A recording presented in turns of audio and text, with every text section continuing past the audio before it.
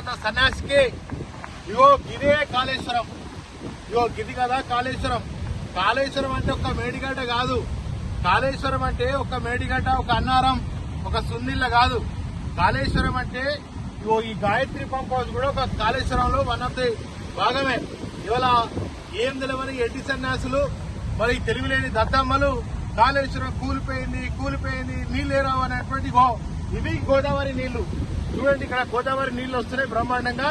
ఇవాళ మరి నిన్న మొన్న రోజు కేటీఆర్ గారు, హరీష్ రావు గారు, మరి మా నియోజకవర్గ రైతాంగం, మరి మేము బీఆర్ఎస్ నాయకులు అందరం కలిసి నిన్న పెద్ద ఎత్తున చొప్పదండి నియోజకవర్గ వ్యాప్తంగా వరద కాలువకు నీళ్లు విడుదల చేయాలని చెప్పి మరి చెప్పగానే మరి నిన్న పెద్ద ఎత్తున ధర్నా జరిగినటువంటి నిరసన కార్యక్రమంలో పెద్ద ఎత్తున వందలాది వేలాది మంది పాల్గొన్నటువంటి నేపథ్యంలో ఇవాళ బీఆర్ఎస్ పోరాటం ఫలించింది, రైతాంగం కృషి ఫలించింది.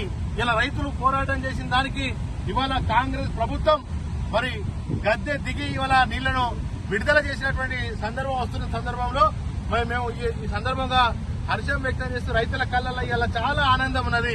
ఇలా రైతుల కళ్ళల్లో చాలా ఆనందం ఉన్నది. ఎందుకున్నదంటే ఇవాళ నీళ్లు వస్తున్నాయి, కాళేశ్వరం జలాశయాలు వస్తున్నాయి.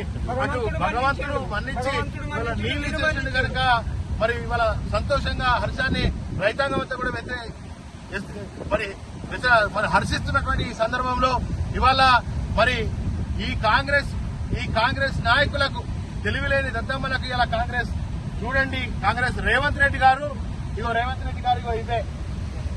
ఇదే కాళేశ్వరం ప్రాజెక్ట్.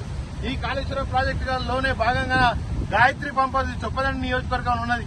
ఎప్పుడన్నా వచ్చి చూస్తే తెలుస్తుంది ఈ రేవంత్ రెడ్డి గారికి. కానీ తెలియకుండా ఇష్టం వచ్చినట్టు కేసీఆర్ గారిని బదనాం చేయాలని ఇవాళ కేసీఆర్ గారి మీద అనేక రకాలైనటువంటి ఆరోపణలు చేసి, అసత్యపు ఆరోపణలు చేసి ఆయనని ఇవాళ అనేక నిందలు మోపే ఒక ప్రయత్నం ఇవాళ కేసీఆర్ గారి మీద ఎన్ని చేసిర్రో ఇవాళ ఆకాశం మీద ఉంచితే ఎట్లయితే ముఖం మీద పడుతుందో ఇవాళ రేవంత్ రెడ్డి గారి ముఖం మీద కూడా పడ్డట్టుగానే ఇవాళ గోదావరి నీళ్లు తన్నుకొని మళ్ళా రైతాంగానికి వస్తున్నటువంటి సందర్భంలో నిజంగా చేతులెత్తి ఆనాడు మరి ఎంత పెద్ద ప్రయత్నం చేసినటువంటి కేసీఆర్ గారికి ప్రత్యేక ధన్యవాదాలు చేస్తా ఉన్నాం.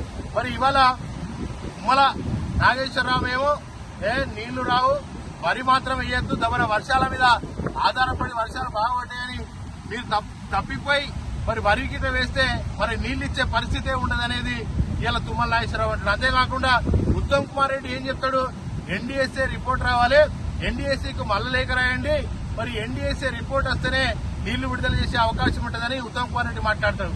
అంటే ముఖ్యమంత్రి అసలే నీళ్లు ఇయ్య అంటాడు, మరి వరి వేయద్దు అని చెప్పి అలా మరి తుమ్మల నాగేశ్వరరావు మంత్రి అంటాడు.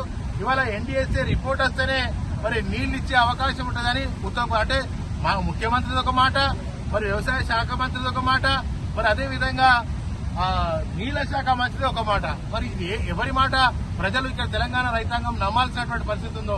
ఎన్డీఎస్ఏ ఒకటే చెప్పింది, ఎన్డీఎస్ఏ మీద నెపం పెట్టి తెలంగాణ రైతాంగాన్ని ఇవాళ మోసం చేసే ప్రయత్నం కాంగ్రెస్ ప్రభుత్వం చేసింది. ఎన్డీఎస్ఏ ఏం చెప్పింది, బారాజులదే మాదే బాధ్యత, కేవలం బారాజుల బాధ్యత మాది మాత్రమే, కానీ ఇవాళ ప్రాజెక్టులు నడుపుకునేటువంటి బాధ్యత, నీళ్లిచ్చే బాధ్యత ప్రభుత్వం, ఆ రాష్ట్ర ప్రభుత్వం బాధ్యత ఉంటుందని ఎన్డీఎస్ఏ పూర్తి రిపోర్ట్ ఇచ్చింది. ఇవాళ ఎన్డీఎస్ఏ రిపోర్ట్ ఇచ్చిన తర్వాత కూడా కళ్ళు తెరవని మరి దద్దమ్మ ప్రభుత్వం, ఇలా రైతు వ్యతిరేక ప్రభుత్వం ఇలా ఈ తెలంగాణ రాష్ట్రంలో నడుస్తున్న నేపథ్యంలో మేము ఎప్పుడే చెప్తా ఉన్నాం, ఎట్టి పరిస్థితుల్లో ఎలినియో లాంటి కరువు వస్తే ఇలా ఒక్కరోజు వర్షం పడ్డదని కాదు, ఇలా ఒక్కరోజు వర్షం పడ్డది కాదు, ఆడ కన్నెపల్లి పంపులను విడుదల చేస్తే 360 ఎప్పుడైనా మనం నీళ్లు ఇచ్చే అవకాశం ఉన్నది. ఆడ కుండ బిందెల నీళ్లు ఉన్నట్టు ఎప్పుడు మనం గ్లాసు నింపుకొని మరి వీళ్ళకి ఇచ్చినట్టుగా మనం ఇచ్చే అవకాశం ఉన్నా కూడా ఇవ్వకుండా ఇన్ని రోజులు మరి రైతాంగాన్ని ఇబ్బంది పెట్టినటువంటి పరిస్థితి జరిగింది. అంతేకాకుండా నారుమడులు ఎండిపోయినాయి. ఇవాళ నారులు ఎప్పుడు వేసుకుంటారు, ఇలా జూలై మరి 29 తారీఖు వచ్చినాం, ఇవాళ ఇప్పటికీ ఇంకా నాట్లేసిన పరిస్థితి రాలేదు. కనుక వెంటనే ఇదే కంటిన్యూషన్ చేయాలి. గాయత్రి పంప్ హౌస్ ద్వారా మిడుమానేరు నింపాలి, రంగనాయక సాగర్, అన్నపూర్ణ, మరి అదేవిధంగా మల్లన్న సాగర్, కొండపోచమ్మ వరకు దీని ద్వారా చెరువులు నింపేటువంటి పరిస్థితి ఉన్నది. ఓటీలు ఉన్నాయి కనుక ప్రతి చెరువు, ప్రతి రిజర్వాయర్ ను నింపాలని చెప్పి కాంగ్రెస్ ప్రభుత్వాన్ని డిమాండ్ చేస్తా ఉన్నది. జై